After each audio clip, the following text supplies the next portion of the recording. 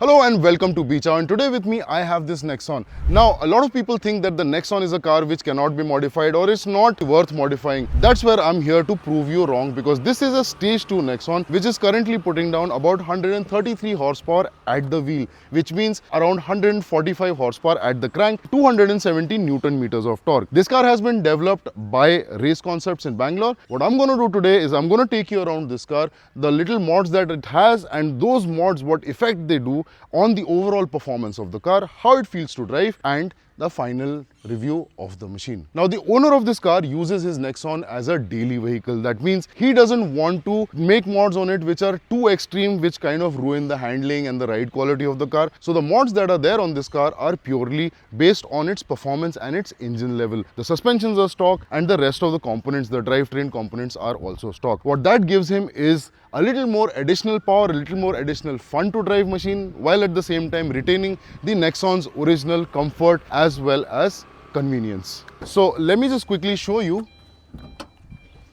what all has been done to this car. For that, I'll need to quickly pop open the engine bay, and I'll want you to come close so that I can show you a couple of the parts that are installed. Like for example, the biggest thing which you see when you open the engine bay is this air intake system. This is a custom designed air intake system by Race Concepts, which is attached to a K&N air filter. This is also a cold air intake air filter, the higher spec on the K&N range. Along with that, this car is also running a stage 2 remap from Race Concepts and a full system exhaust right from the downpipes all the way till the end can. And that is what makes a huge difference, because the Nexon inherently is a great car to drive. It's very comfortable, but it somehow has been tuned by Tata in a way where it sort of makes sense to be a commuting car. But with these kind of mods, the turbo opens up a little early, the performance is a little faster as well. There is no other way of finding out those things than driving this car. Apart from that, this is in every other way a stock 2022 Dark Edition Nexon. The only difference the owner has made is enhance the looks a little bit by changing the cladding to a glossy finish. But in the future, the owner is also planning to change the wheels to make them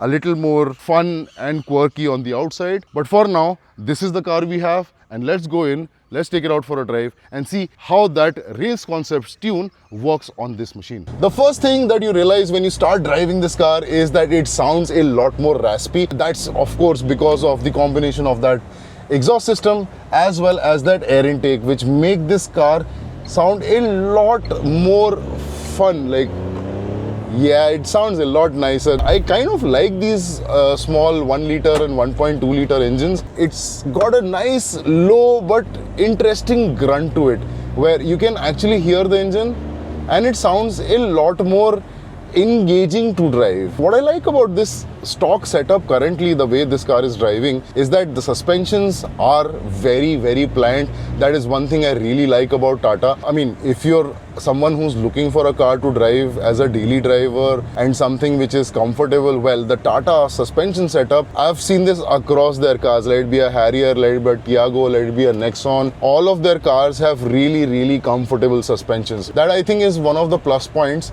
of having a Tata. Now, the suspension setup has been kept exactly the same, and that makes sure that the car stays comfortable while at the same time it's got a little extra grunt. The other thing that you notice when you drive this car is that the turbo comes in a lot earlier. Like, I'm currently sitting at a very low RPM on second gear. I'm doing about 24 kilometers per hour. Foot down, takes a little while, and immediately the turbo opens and I'm doing 50. So the way this turbo kicks in actually makes it a lot more usable. That power is now accessible to you a lot earlier in a lot more instant fashion. Like for example here, man, it just pulls. It reaches 80 in no time. And it sounds good while it's doing that.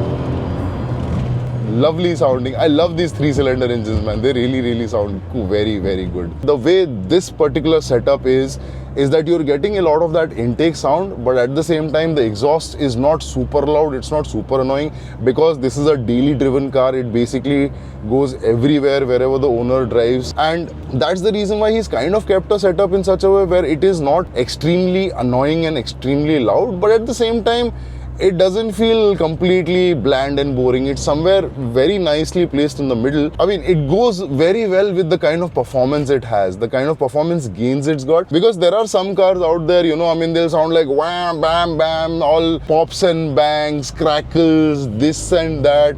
But when the car is actually accelerating, it's not going any faster than how it was going when it was stock. अगर तुमने कभी notice किया हो तो there are these times when you hear some insane car coming, wah, wah, wah, दूर से आ रही है, and when it actually comes in front of you, like,